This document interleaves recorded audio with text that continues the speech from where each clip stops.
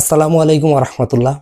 প্রতিদিনের ন্যায় আজও আমরা হাজির হয়েছি বিভিন্ন চাকরির পরীক্ষায় আসা আরেকটি ম্যাথ নিয়ে। অতি সহজেই নর্মাল একটি টেকনিক অবলম্বন করে আমরা এই অঙ্কটি করে ফেলবো। পরীক্ষা হলে অনেক সময় দেখা যায় আমরা এই জাতীয় ম্যাথ গুলো আসলে ভেবাচেকা খেয়ে যাই, মানে পারবো কি পারবো না। যদি এই টেকনিকটা আমরা মনে রাখতে পারি তাহলে এই জাতীয় যত অঙ্ক আসবে খুব সহজে আমরা একদম পানির মতো করে ফেলবো। এখন আমরা তাহলে অঙ্কটি দেখে ফেলি।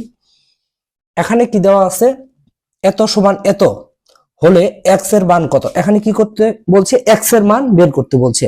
এখানে কিন্তু উত্তর অলরেডি দেওয়া আছে, ক খ গ ঘ, তার মানে 12 13 14 15 উত্তর দিয়ে দেওয়া আছে। এখন আমরা শুধুমাত্র আপনারা কি করবেন, টেকনিকটা কষ্ট করে একটু কি করবেন, মাথার ভিতরে ঢুকিয়ে নেবেন, তাহলে আপনি অতি সহজে পরীক্ষা হলে গিয়ে আর কোনো সমস্যায় পড়তে হবে না। অতি সহজে আপনি অঙ্কটি কি করতে পারবেন। এখানে একটা জিনিস খেয়াল রাখবেন, এখানে কিন্তু এক্স এর মান বের করতে বলছে, এক্স এর মান।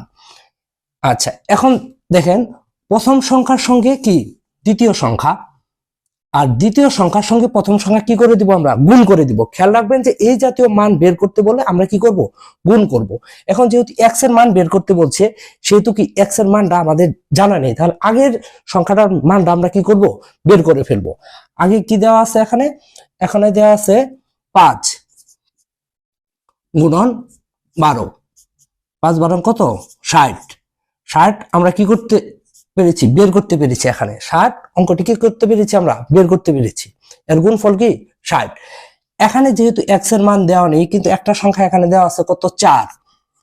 এখন এর সঙ্গে গুণন করব। কি গুণন করব, এই উত্তর যে 4টা দেওয়া আছে তার ভিতর থেকে যে কোনো একটা গুণ করব। কোনটা গুণ করলে এখানে উত্তর 60 হবে, এই যে সংখ্যাটা এখানে বসিয়ে আমরা 60 উত্তর পাবো, ওই সংখ্যাটি হবে কি, এক্স এর মান।